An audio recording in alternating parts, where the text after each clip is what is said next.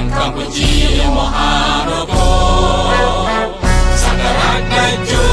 កម្ពុជាអាចឆាយយ៉ាង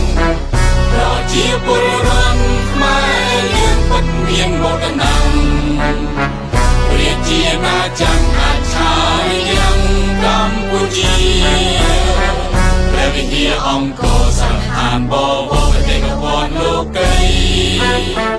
រមណីយបាយបីសិល្បៈវប្បធម៌យ៉ាងធម៌អស្ចារ្យរវ័នទេសកំទុកក្នុង